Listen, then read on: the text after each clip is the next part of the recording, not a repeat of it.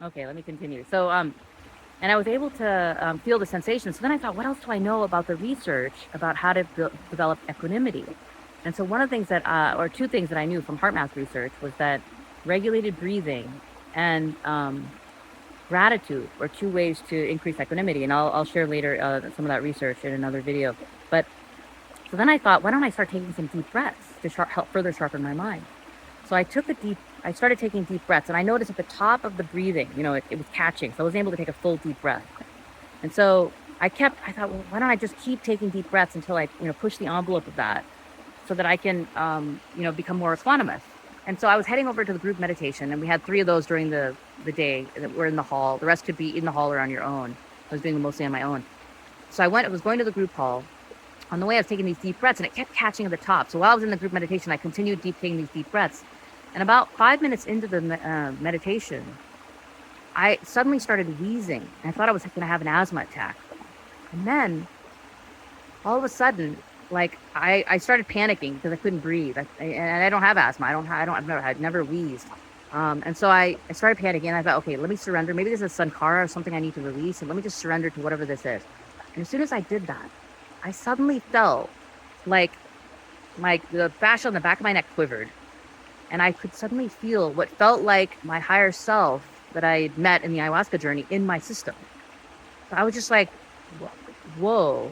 So just observing. And then all of a sudden my hands started moving on their own, involuntarily. So I put my shawl over myself so that nobody would be able to see me. You're not supposed to be moving in the hall. And my hands started shaping. Let me see if I can show you. Let me put it right here. So my hands started shaping energy. Like they were collecting energy, and then they were shaping it, and then they was heating it. It looked like it was like watching ceramics, and they were building like a tube I could literally feel it being installed in my chest. And I was like, okay, this story has taken like a sharp turn for like sci-fi fantasy. Like, what the hell is going on?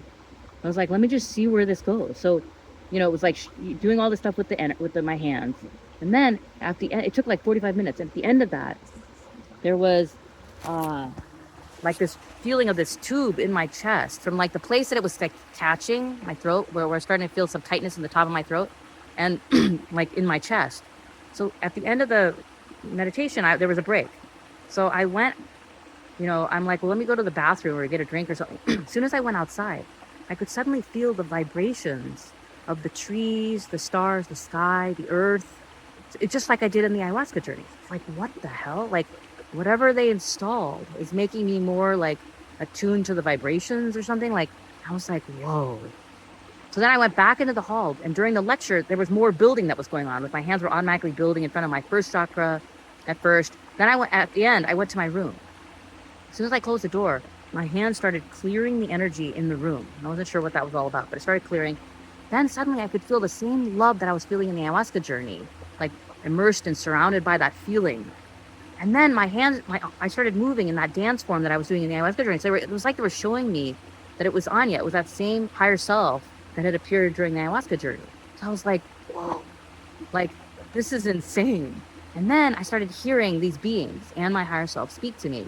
And they started downloading all this information. And what they said is, you've now experienced the love that we're immersed and surrounded by, and the pain and suffering of humanity. And now we're going to show you how to go from pain to love yourself in this 10 days. And then we're going to show you, you're going to bring that to humanity. So I was like, whoa. And I basically started writing. I was supposed to write stuff down, but I was like, this is too incredible not to write down. I started writing stuff down. And what they were showing me was, all of these different things. Like they were showing me how all the things I've been led to, like my back and low back and neck pain, was so that I would discover these yoga balls, so that I would bring them to the retreat. I would see how like powerful they were in terms of melting knots. And what they said was that the yoga balls actually bring the sankaras to the surface more rapidly. So it's like the equivalent of a mental scan I was doing with a physical scan of the body, using a yoga ball, scanning all the parts of my body. And then mentally, so when I would have a numb spot and I use my yoga balls over it, I would then have more sensations in that spot. And so essentially my mind, it was able to like start releasing, as long as I stayed equanimous and was able to just observe and release any sensations or pain from those sankaras that I was like bringing to the surface more rapidly with the pressure of the yoga ball. Then I would basically release those sankaras, and I would accelerate the process. So, and then they said they were showing me how the breathing, like the heart rate, the research I was led to, the fact that I ran into that, like I got to this place of feeling really terrible and then tune in my heart rate, tune in my breathing, was not an accident. It was another way to accelerate it, because the more equanimous you are when you're doing the body scan, the more rapidly you can release these sankharas. So instead of it just whenever you become equanimous, if you do the breathing or the gratitude or the heart rate, then you actually stay equanimous more frequently and you release sankharas more rapidly. And what they said was 2,500 years ago, the point was to become liberated or enlightened and then liberated and leave the planet. Now, Buddha stuck around to try to teach other people, but for most, folks that were going through that process, the point was to leave. But now the Earth is in a different place. The planet needs us to stick around to help heal the planet and the Earth and the humanity. And so, the point is not to leave, but it's to actually release more sankharas in the system to bring those capabilities and those powers into human form, into the density of human form, in order to help the planet. So they said it's an urgent time, so we need more people to do it. We can't take decades and lifetimes. We need to accelerate the process. So people like you, we're showing you how to accelerate the process so that you can bring it to other people. And then they were showing me a bunch of things. Like they kept showing me a scene from Interstellar. And for those of you that have seen it, it was the scene where she has this aha, the woman, the protagonist, the daughter of Matthew McConaughey. And she goes to, I forget her name, but anyway, she goes to her old childhood home and she realizes that the watch her father gave her is like a way for him to communicate. So he's on the other side, or he's like in some other dimension, like, where he's able to like download the information to help save the planet, which is on the brink of like destruction. And they've been trying to solve the equation. They never solved it. He basically is able to download like complex, the mathematics, I guess, through the watch, through like, I think it was binary or something. And she captures it and she's able to like, save humanity essentially. So they kept showing me this scene. And then, there were all these glimpses, like they were showing me all the things I'd been drawn, like I was like, they were showing me what's in my field right now. Like I was working with Thomas Hubel and they showed me what I learned from him was how to tune into the body and soften into the places where I was feeling any stress or any strong emotion, just exactly like releasing the softening into these sankharas. No different than yoga moves. When you go to an edge of a yoga position and you stretch and it's tight, that's actually sankharas you're bumping into. And if you can stay equanimous or just breathe and soften into it, you'll notice you'll stretch further. That's because you're melting those knots or releasing those sankharas from the system. And so then you can go even deeper. So that's like a way, a slower way, but a way to start moving in that direction. Same thing with the yoga balls. I was doing yoga balls for like 10 years before I came to this particular vipassana. And I was, rolling out these knots. And what I noticed started happening. So, okay, before I go there, then the other things they were downloading, they were showing me how, so with Thomas Hubel, there was a couple of therapists and coaches that I'd met through that, and they were thinking about how to bring this trauma-informed methodology to corporations. And one of the folks had asked me if I was, that they were doing this, and I was at the time wasn't sure how I would be involved. But then what started being shown to me is that all these individuals in my life that I'd met, either in the past or currently, new people that I'd met, they would all be ways. So like, for example, myofascial release is another way that therapists actually will melt your knots for you. They go into they tap into the fascia, and they actually can release your trauma through that way because they're melting those literally. And I've trained in MFR, myofascial release. They can literally melt your knots and release your the trauma from your fascia. So they're doing the same thing. It's anything that allows you to be equanimous to sensation is basically the path to enlightenment. And so essentially, these MFR therapists are already heading down that path. So for people that aren't, because it took me lifetimes or whatever, who knows how many lifetimes and years to get to this point where I was able to learn these techniques and get to the stage of enlightenment. So what they were saying is that everyone's in different places, and because we need to accelerate it, we're going to meet people where they're at. So if they want to go to MFR therapists, you can teach MFR folks how to deepen, go further along the path that you've gone, or that you'll be going in these 10 days. And then they said you could bring it to corporations who come from the corporate world. So now you can bring this same technique, the things you were experimenting with Thomas Hubel with collective healing and learning how to co-regulate with someone that's grounded or enlightened, and then learn how to soften, and start to teach people. That was the technique I was learning with Thomas Hubel and playing around with when I was at Google.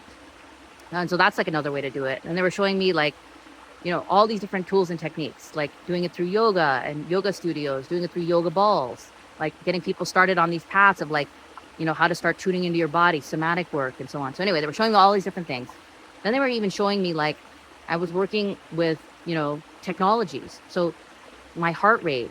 It's like there was a device called Enso, which unfortunately went out of business, but it was a beautiful device that you could hold in your hand and it would match your heart rate. And and it's being shown a device that you could hold in your hand that would mimic your heartbeat.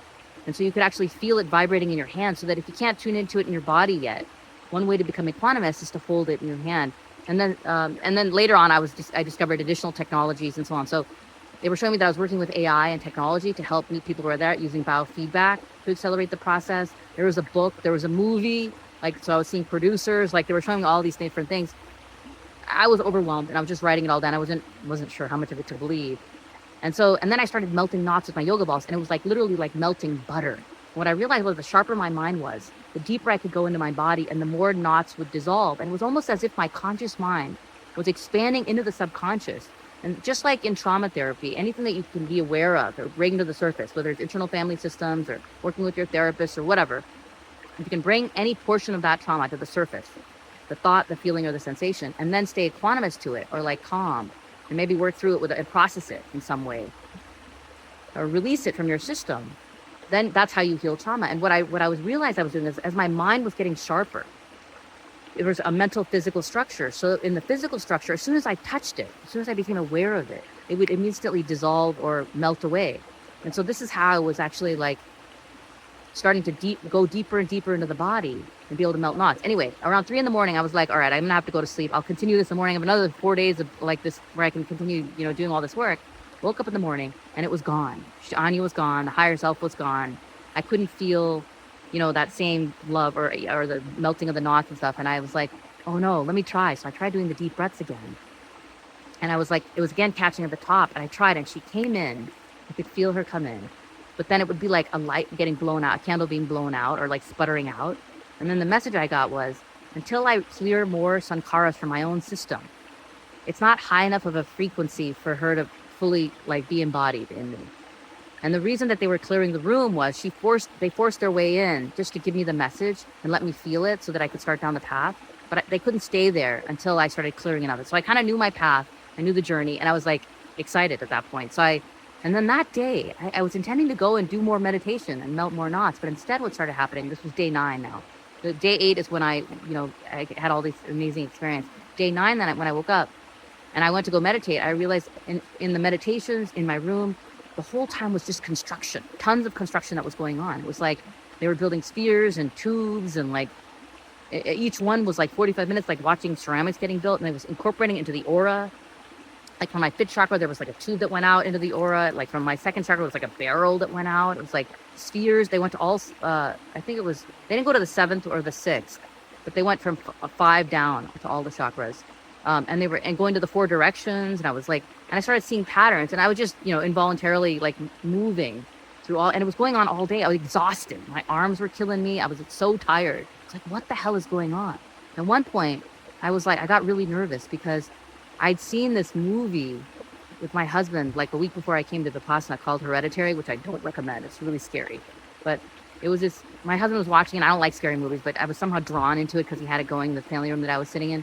And it was this movie basically about some evil spirit. It was gods of the 7 hells or something. It was beheading members of his family, and they were all headless people worshiping him. It was scary. And I was having not just nightmares, daymares. And I was thinking why in the hell was I shown that movie? Nothing that's happening has been a coincidence. So I was I started getting nervous. Is that something that can happen to me? What the hell's going on? So in the middle of this marathon of construction that was going on around my body and in each of these chakras or whatever, I started freaking out. Oh my God, I wonder if it was some dark energy that I let in, and I got tricked into thinking it was my higher self or something. And then I heard my higher self speak to me and say, don't be ridiculous. This is all high frequency. And the reason you were shown that movie is that there are dark energies in the universe, really dark energies. And so you don't want to be naive about it. But as long as you maintain a high frequency, and your frequency is rising rapidly. And so part of all of this construction that we're doing is to make it a robust container for all of your high frequency. It's a little bit like a warm fire. A lot of things are going to be drawn to it, including dark energies. But they said with all of this, they're not going to come within 10 feet of you. You're going to be, pretty a real strength with your frequency. Just tap into high frequency. You don't need to protect yourself, or that just draws the energy that you're trying to fight against. So then I was really relieved, and I continued. And then even when I was going in the evening meditation, now this has been going on all day, I was like, guys, I can't do big movements like in the room. They have to be, like I can't be doing that. And I thought maybe I'll go back, it'll be over finally. But instead, I ended up making these little spheres, these little balls that were like, and each one took forever. And it was the same exact motions that I saw for each of the other structures, but it was tiny. It was like marble size. I ended up creating like 10 of those in front of me. And I was like, what in the world is this? Like constellation? I still was worried because I'm like, is this going to go on forever? Like, when is this ever going to stop? So then when I came back to my room in the evening, I was like, I'm just stopping. I'm going to sleep because it just kept going. And then I was like worried. And then I saw, oh, and I forgot to mention when I was, that day 8, when my higher self came in and they were giving me all these download messages. At one point I was like, what the hell is going on? Like, I'm violating so many rules of this technique. Like, you're not supposed to be doing yoga or yoga balls or or writing stuff down or visualizing stuff. And like, I'm like, am I going down a deep end? Like, what is this? So I'm like, who can I ask? And like, it would be really cool if I could ask Buddha. So I tried to summon him, and he appeared in front of me. I know it sounds crazy. He didn't say a whole lot. He just sat there and he smiled and he said, and I was like, is this okay for me to be doing? Like, am I going down a deep end? And he said, you're on the right track. I was a scientist too. I experimented with tons of stuff and broke all kinds of rules before I discovered this technique. And he said, and he quoted Newton, which I'll tell you the relevance of that at another time. But he said, stand on the shoulders of giants. Stand on my shoulders. You're being guided. Trust it. Trust your intuition. Trust your higher self. So it's like, all right, if they give me a hard time, I'm going to say I got an exception from Buddha, as if they would believe that. But anyway, so coming back to this moment that evening then, when I was kind of freaking out about what was going on, he reappeared and he just said one word. He said, trust. And then I saw one of my guides show up that I had met in my chakra healing program. And he said, surrendered. So I'm like, all right. I'm practicing that. I'm going to keep practicing that. And so anyway, this was day 9 then. So then day 10, this is the last day of the course. And in the morning, I couldn't do the meditation. I was like dozing off on day 9 every time. And or I'd be doing this, like all the construction or whatever. And anytime I would try to do the meditation, I would like, I would start getting sleepy. I couldn't feel sensations on the surface of my skin. But meanwhile, what's happening in my room was like even in the morning, this was happening. And this was happening like day 8, and day 7 even, but now again on day 10, where I was like able to feel, like take my fingers then past the yoga balls and actually like take like my calf muscle. I could literally melt it all the way to the bone, practically, it felt like. And it was like almost like becoming putty or clay in my hands. And I'm like, what's going to happen to my muscle? Because it looked like it had deteriorated completely and like become completely like soft, like clay. And then what happened was within a couple hours, it reformed and it was pliant and supple, as if there was no rigidity or tension. There was no pressure or tension then when I put yoga balls on it, or any pressure. It was like I was literally melting it. And so the sharper my mind got, the deeper I was able to go to melt these knots. And it was a little bit like in the movie Inside Out, where they're walking through the deep mind and there's tall walls and they're like, seeing all the memory balls that are there. It was like that. It was like I was able to walk in the subconscious and remove these knots, these sankharas from the system. It was really cool. But anyway, so I was doing that over my whole body. And I ended up like, I have had ACL repair from a ski accident 20 years ago, but like I still have some nerve damage where I can't feel sensation and a pain with the scar and pain on the left side of the knee where they did the surgery, like still have pain, any pressure, anything. Completely removed all of the pain, regained all sensation. Did the same thing with my C-section scar, removed. I did it on my stomach. My digestion issues resolved. It was like I had a digestion of a newborn. I was like, I found I have a lot of tension in my forehead. I removed tons of knots up here in my eyebrows, tons. Then I was just going through every inch of the body. Ended up like, I think staving off breast cancer, like sexual trauma, all kinds of stuff that like was in my system, either ancestrally or in this life or my past lives or whatever. And I was releasing all these sankharas, melting like crazy. So anyway, and what I couldn't understand was, how am I able to melt it so deeply in physically, but mentally I'm not able to go past, I'm not even able to feel it on my skin. So I couldn't understand that. So I was like feeling a little disappointed that I couldn't do the meditation because I wasn't sure how much I was able to carry when I left. I thought, well, and in the morning when I woke up, I was like, I started trying to like see if I could get rid of wrinkles and stretch marks, which I don't think you can, but I started playing around with that. And then as I was walking to the meditation, I'm like, well, this would be like such a cheapo version of like enlightenment. Like instead of Botox, you can remove stretch marks and wrinkles with like this technique. So it felt, I was a little disappointed, honestly, but I was walking over the meditation and I thought, well, maybe I'll just keep trying to see if I can get rid of my stretch marks in the group meditation so I don't doze off in the last meditation. And then I got this like intuitive hit to like do the meditation. So I like retried the meditation. And this time I'm like, well, I was able to go physically through the body, like so deeply. What if I try that mentally? And they ask us to like, once you start, you know, removing the sensations at the surface, you can start going into the body. I thought I would try it. And as soon as I did that, I was able to go deeply into the body and melt them even more rapidly than I was doing physically. So I was like, whoa. And then I started experiencing all the stages that they describe in the course around like the stages of like progress. So first I started dissolving like crazy. Then they said you'll start feeling subtle vibrations over the whole body. I started feeling that pretty quickly.